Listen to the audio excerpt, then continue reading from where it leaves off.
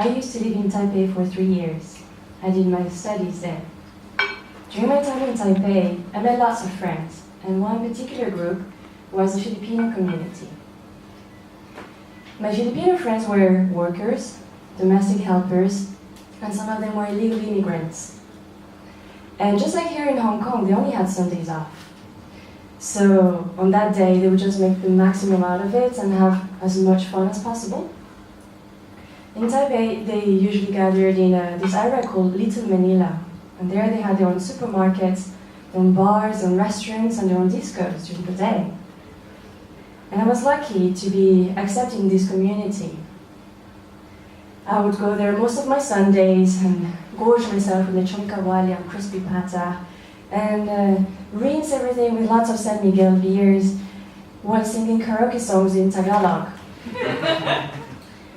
Some of my friends in Taipei didn't understand why I was friends with the Filipino people. They looked down upon them. But I didn't care because it's no one's business who I'm friends with, and I had so much fun with them, with the Filipinos, and I could totally relate with them. I had a great time. So the day I started dating this Filipino guy, the whole community was happy, very happy. That was another step further into the Filipino world. His name was Noel. He was a very calm, sweet, tender, and handsome guy. And he wasn't like the other Filipino men, because these other guys, in Taipei, they had girlfriends there, and also a wife and kids waiting for them in the Philippines. But Noel wasn't like that. Soon, though, it became clear that it wasn't me and Noel in a relationship. It was the community's relationship. Christine, what are you going to do after your studies? You can't go back to France. You have to stay in Taiwan.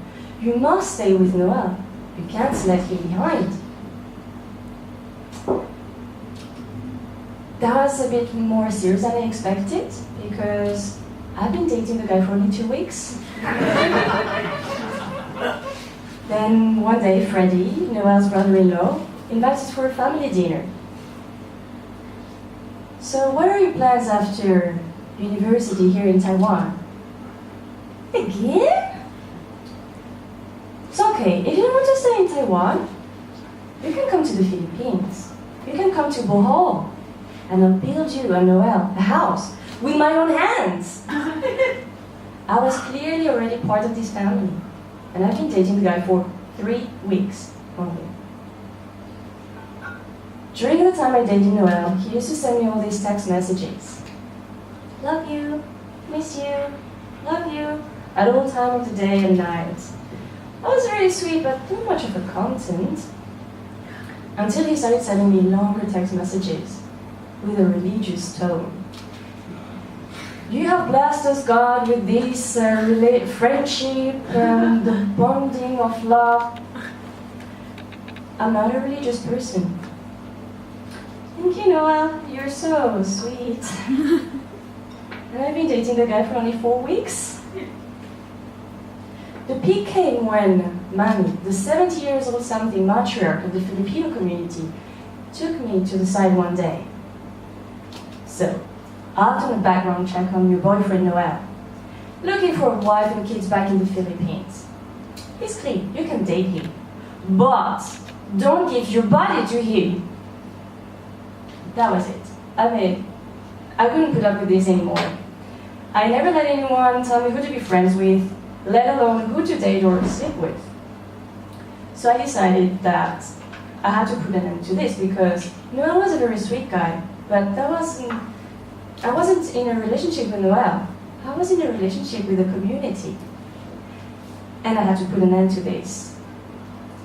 So I broke up with Noel.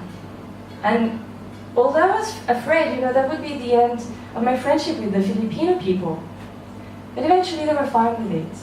They still welcomed me there on Sundays to sing karaoke songs in Tagalog, eat some delicious Filipino food, and drink lots and lots of San Miguel beers.